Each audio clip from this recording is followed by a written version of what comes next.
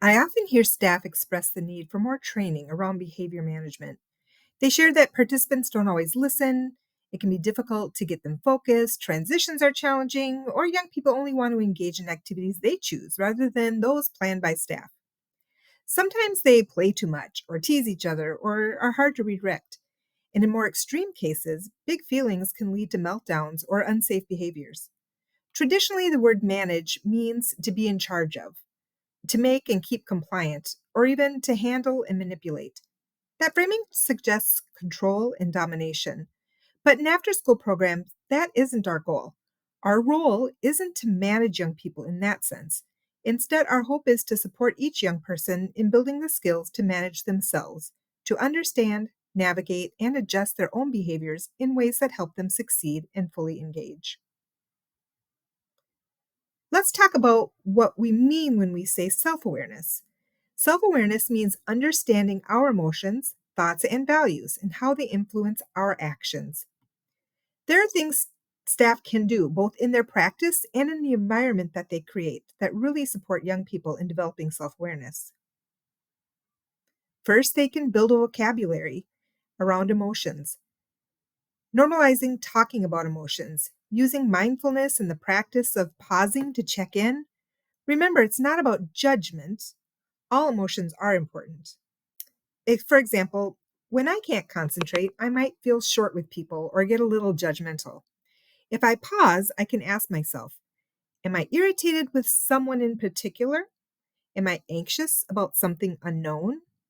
Am I overwhelmed, hungry, or overworked? The better we understand what we're feeling, the better we can make plans to address those feelings and communicate them to others so that they can support us. Even if you don't know why you're feeling something, naming the feeling is important and powerful. We can also build body awareness. Our body gives us physical signs that connect to emotions. Learning to recognize these help us know what actions to take. Some physical changes can include fast breathing or racing heart, sweaty palms.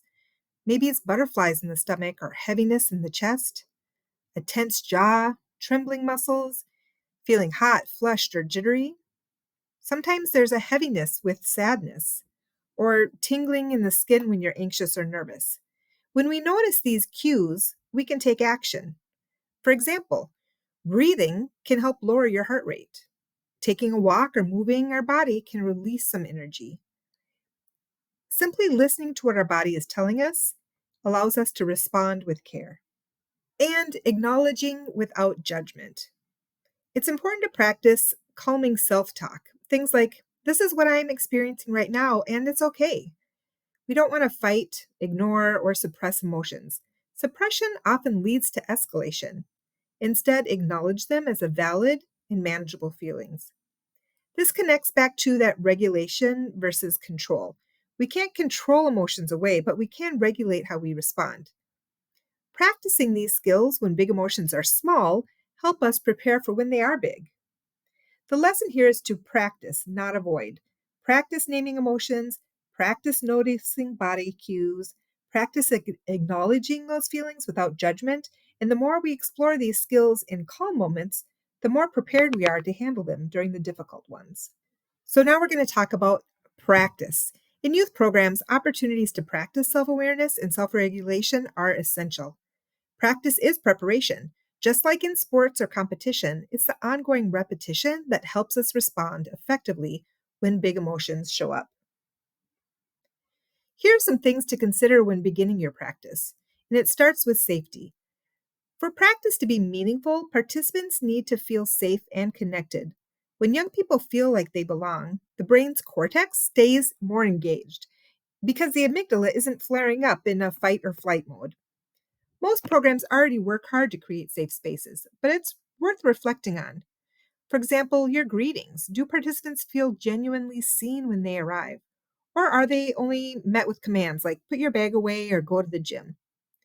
What's the tone and nonverbals that young people experience? What do facial expressions, tone of voice, or body language from staff and peers communicate to them? Thinking about names and identities. Do we use the names and pronouns participants go by? Do our greetings reflect authenticity across different cultural backgrounds and unique needs? And are we sharing expectations? Are there clear, agreed upon guidelines about how people treat each other and how conflict is handled? Emotional safety in conversations. When we discuss meaningful topics, is everyone listened to? Is it okay to choose not to share? Are norms clear for activities that require vulnerability? The point here is intentionality. Safety for both physical and emotional safety is cultivated, not assumed. To practice, we also want to create intentional opportunities. Yes, always need to support youth in real time when big feelings arise. That's that co regulation in action. But being intentional about practice creates space when the brain is open to creativity and learning, when that cortex is hugging the limbic system of emotions and memories. And if you haven't watched the hand model of the brain, you'll want to check that out too to understand how the brain works. Examples of opportunities where you can practice. So we talked about naming and acknowledging feelings, building this in regularly. It takes more than one conversation.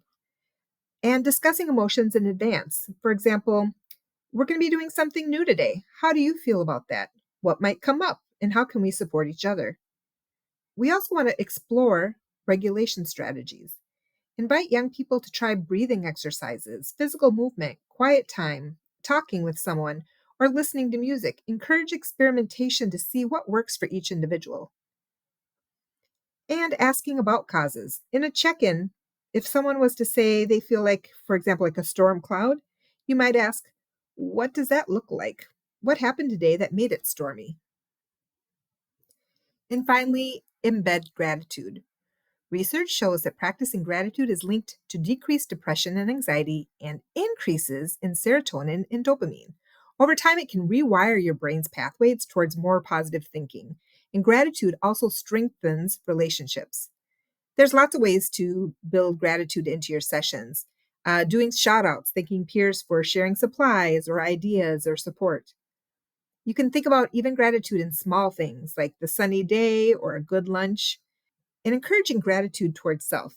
After an activity, name something that you appreciate about your own efforts or your skills that you brought to that activity. And finally, pairing gratitude with service. Writing thank you notes or paying it forward kind of kindnesses are a great way to be thinking about community and gratitude. One caution with gratitude, it really should be authentic, not forced or transactional. The goal isn't, if you do this, I'll be grateful, but really genuine appreciation. The bottom line is that intentional practice within a safe environment helps youth build the habits of self awareness and regulation. When practiced in calm moments, these skills are ready to be used when emotions run high. Earlier, I mentioned the importance of practicing the skills needed for self regulation. These are practices you intentionally weave into your program. Talking about them openly and naming what you're doing helps participants connect the activity with its purpose. But it can't just be a one time thing. Consistency is what reinforces the concepts and makes them stick. These practices can be structured as standalone activities, or they can be woven into short moments at the start of a session, during transitions, or as a quick reset. Many of these things will feel familiar, and this is by no means a comprehensive list, but let's walk through a couple of examples together. I won't go in depth here, there are plenty of resources you can explore further, but here are a few to consider. Thinking about a brief body scan, a mindfulness practice where a facilitator guides the group through breathing and noticing areas of tension in the body, and then releasing that tension. This is something that can also be done individually without disrupting others. Identifying and naming emotions, we talked about earlier. Take a pause to notice and name the feelings. What physical signs show up with different emotions? Many programs use some kind of emotion check in, charts, or simple reflection prompts to help young people build in an emotional vocabulary. That self awareness of how your mind and body are feeling is the first step. The next step is offering a variety of experiences that participants can try out so that they begin to recognize what works best for them when they need it. These practices are powerful because they not only ground people in the moment, but also build muscle memory that they can tap into on their own later. One practice is grounding with breath. If the room feels high energy, anxious, or activated, breathing exercises are a simple way to help everyone reset. Research shows that intentional breathing slows heart rate and calms the nervous system. Here's a few easy options. Take 5 breathing. Using your hand as a guide, trace each finger while breathing in and out slowly. Or box breathing. This is where you inhale for 4 seconds, hold for 4, 3, 4, exhale for 4. 1, 2, 3, 4. Hold for 4, and then repeat. You can use printed squares or an animated video or simply trace a box in the air. There's lots of options if you do a quick search. And then there's one about the rose and the candle. Imagine smelling a rose, you would inhale deeply and then blowing out the candle. Another way to ground is by tuning into what's around you, utilizing your senses. There's prompts like, what are 5 things that you can see? It could be colors or details or objects in the room. 4 things you can touch, maybe your clothes, your chair, a paper, or the floor. 3 things you can hear, maybe birds, traffic, or humming of a fan. Or 2 things you smell, maybe a crayons or your shirt, or one emotion that you feel. There's lots of posters and things that you can use to create reminders in your space for this as well. Another great way to practice is thinking about creative activities that can also help with self regulation. Art, whether it's painting, drawing, or creating freely, journaling, using prompts to reflect and release thoughts, music, noticing how different rhythms or songs shift your energy. Music in particular can affect us physically. Sometimes it's a meaningful song that soothes you. Other times it's simply the rhythm that helps regulate breathing or provides comfort, similar to the steady rhythm of a heartbeat. And movement. Physical activity is another accessible tool for shifting energy. Gentle stretching to calm, movement to upbeat music that lifts our spirits, or a short walk to reset. Again, that rhythm of the beat, just walking with your steps. More vigorous exercise to release tension and improve focus. Research continues to show how movement reduces anxiety and depression while boosting self esteem and mental health. When we weave these practices into programs, not just in moments of activation, but during calm times, we model what regulation looks like.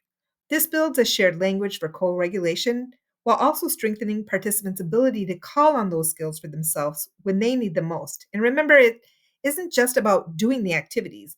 The real impact comes when participants notice and name what's happening in their mind and body while they participate. Helping them make the connection is what turns these activities into lasting skills.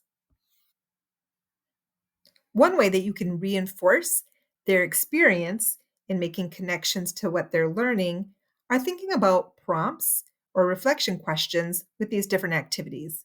On your screen, there's a variety of prompts that you can use that's also available on the downloadable handout with this session.